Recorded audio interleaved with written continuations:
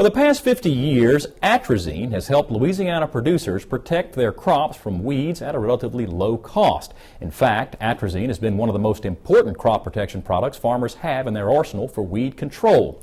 But as This Week in Louisiana Agriculture's A.J. Sabine shows us, environmental politics now threatens to do away with atrazine. That's something farmers say could impact the amount of food that they're able to produce.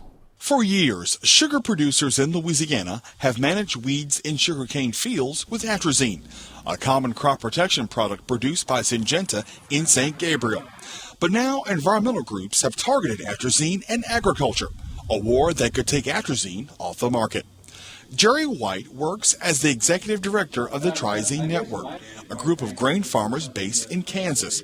White says atrazine is a safe tool that has kept farmers profitable for more than 50 years. When you have a product in jeopardy that really serves well the small farmer, that doesn't have a high income per acre, doesn't have very many alternatives out there, like a sorghum farmer in Louisiana or a sorghum farmer anywhere, the loss of a low-cost, effective product is the difference between possibly having a profit on that acre if everything else works well for you, to not having an opportunity for a profit even if Mother Nature cooperates. According to the EPA, it could cost corn growers as much as $28 more per acre if atrazine becomes unavailable.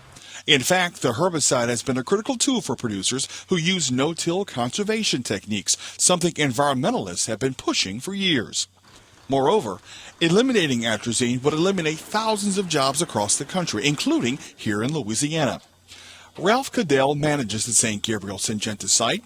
He says there will be a huge economic ripple effect if atrazine is taken off the market. I think we're the largest employer on this side of the river in St. Gabriel. And,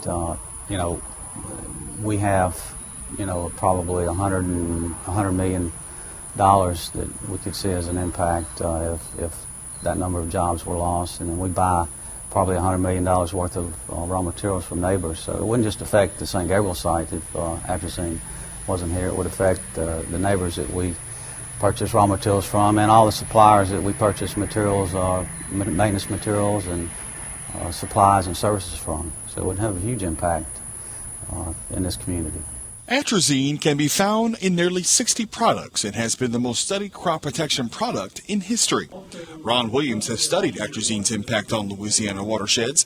He says the herbicide is safe. The concentrations of atrazine are well below the EPA standards. We look at also, in addition to the annual average of 3 parts per billion, we also look at a 90-day rolling average of atrazine plus some particular metabolites that the EPA has asked us to include in that measurement. And as a 90-day average, that number is 37.5 parts per billion. And we haven't seen any systems, including those in Louisiana, that have even come close to approaching that standard for atrazine. Atrazine has been tentatively scheduled to begin EPA registration review in 2013.